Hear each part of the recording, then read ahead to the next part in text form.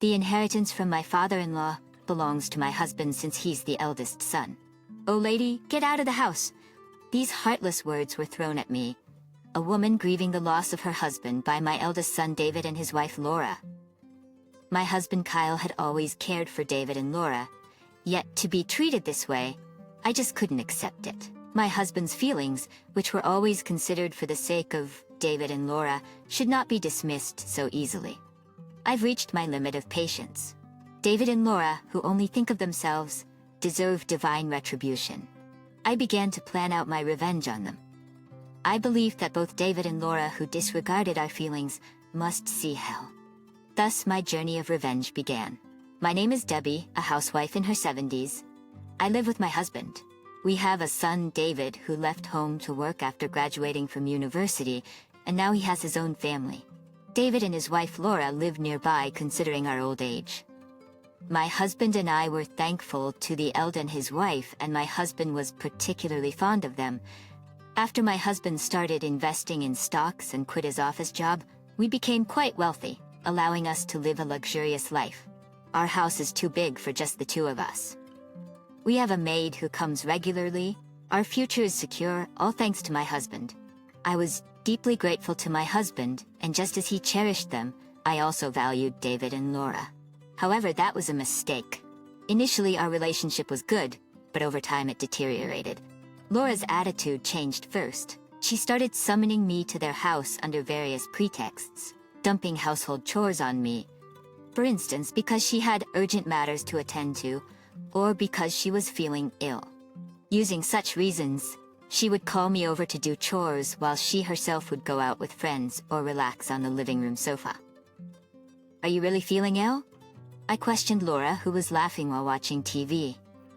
She frowned and said, "Mother-in-law, are you doubting what I say? That's like bullying your own daughter-in-law." Later that night, she reported to David about what had happened. When David returned, he was furious and scolded me. I never thought my own mother could be such a person. "My wife really admires you." Do you know how shocked she was by what she said? Feeling it was unfair, but also feeling guilty, I could only apologize by saying, "I'm sorry."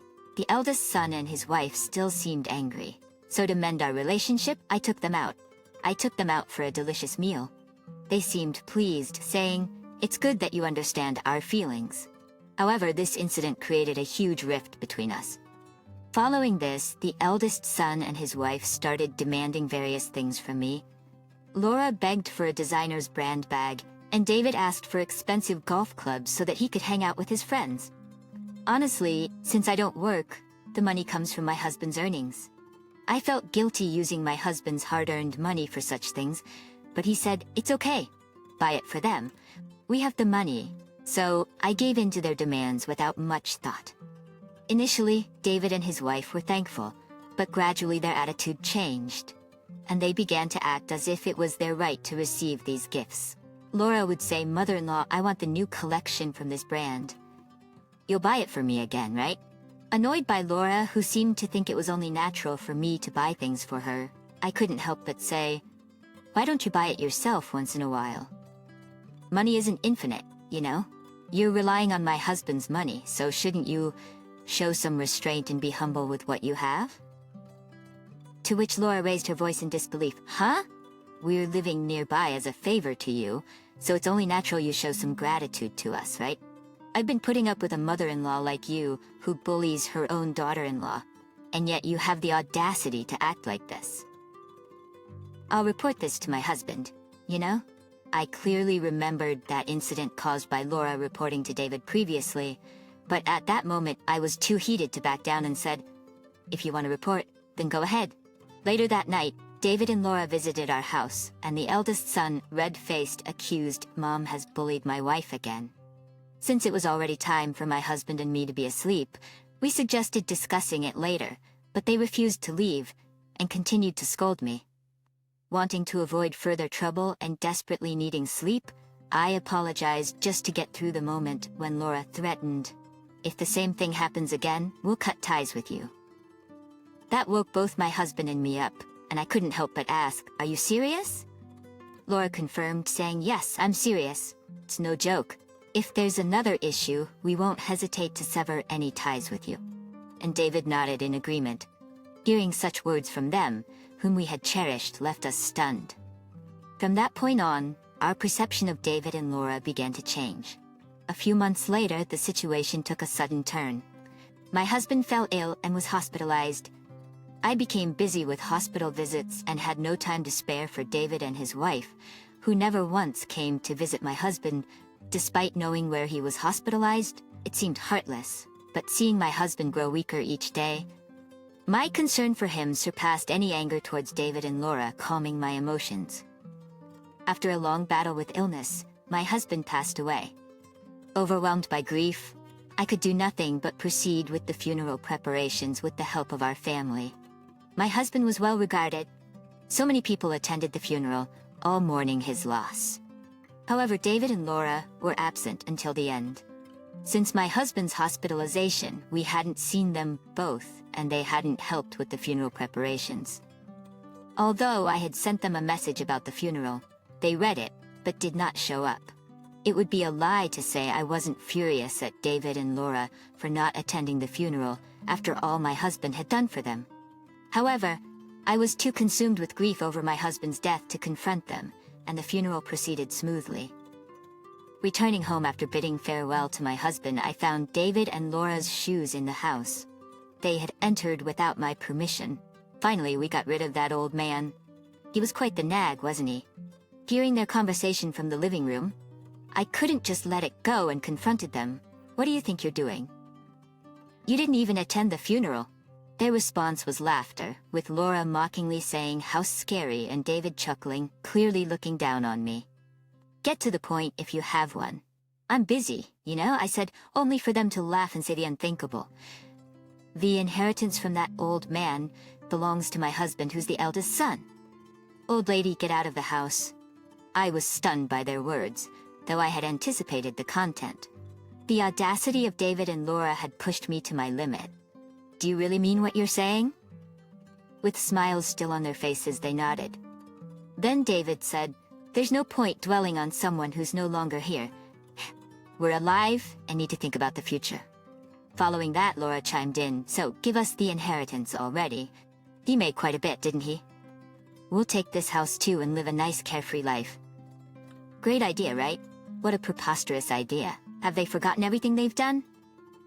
I was infuriated by the outrageous attitudes of David and Laura, wondering if they even considered how much pain their actions had caused us. What was the point of my husband's feelings? My husband, who deeply cared for them both, even during his hospital stays, longed to see them, and would not rest easy because of how they acted. Irritated, I couldn't help but retort to Laura, "That doesn't sound like a good idea at all. You really are heartless. This way my husband won't be at peace." To which Laura, face flushed with anger, replied, "Are you serious? Do you really mean what you're saying?" With smiles still on their faces, they nodded.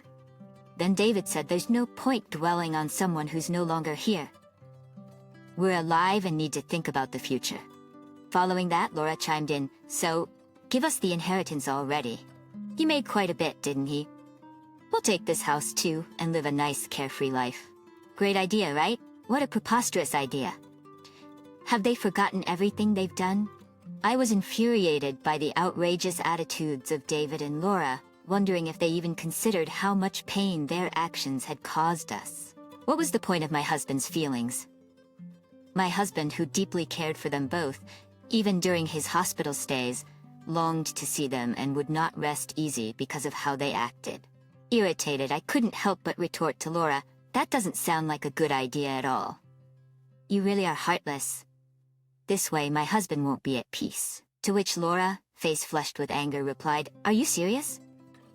Do you really mean what you're saying?" Threatened. What's with your attitude? Shouldn't you be grateful that we're even here? Now that your husband is gone, without us, you'll be all alone. Aren't you gonna struggle without us?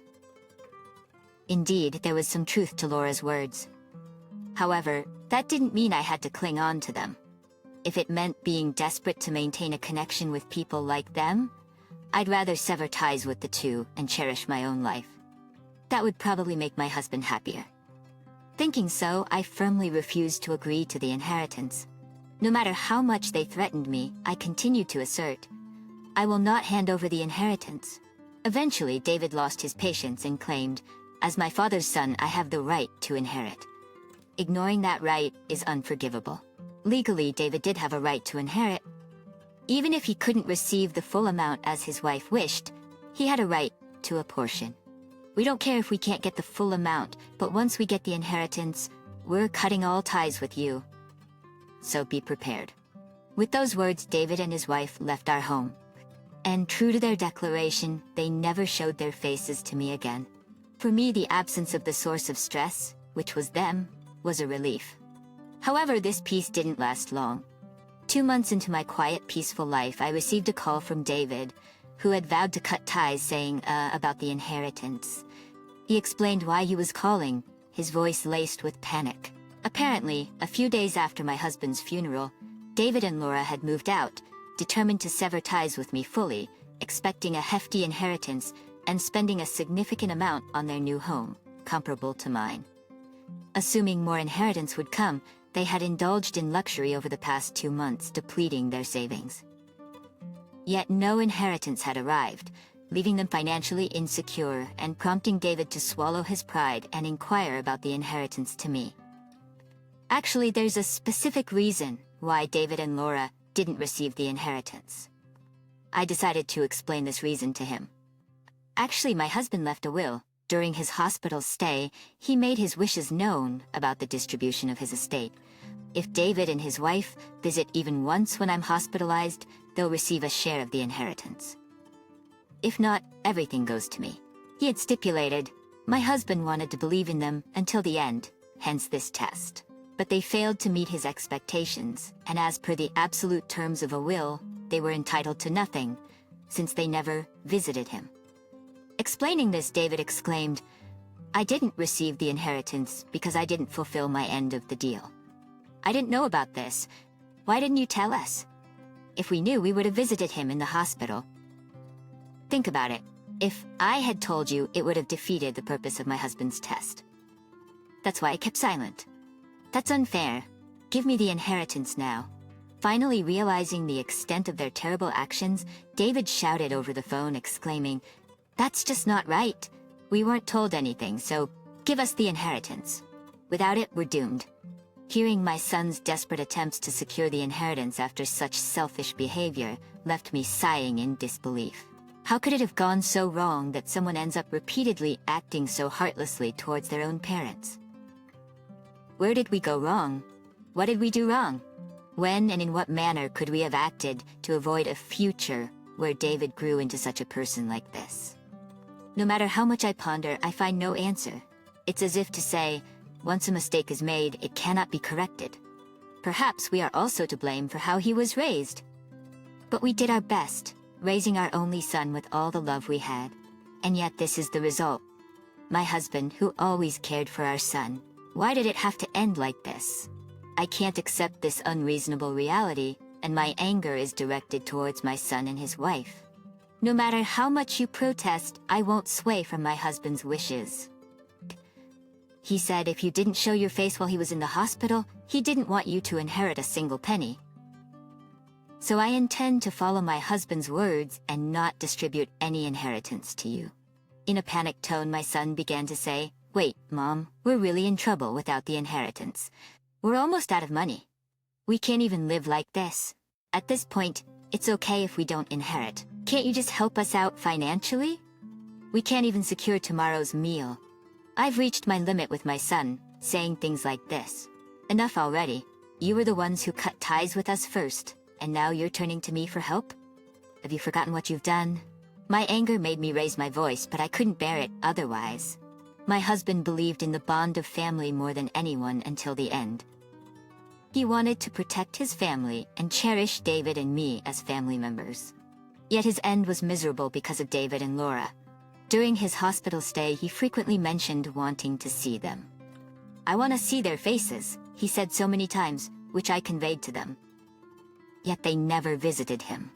It's unforgivable that they didn't even show up for his funeral. They didn't mourn his departure, but were quick to claim their rightful inheritance. The entitlement of my son, along with the profound sadness of their actions, infuriated me. What was the worth of our feelings? Were we wrong to think we could do anything for them? Is there anything for them to be grateful for? I miss the times when we could come together as a family, when we purely thought of supporting each other.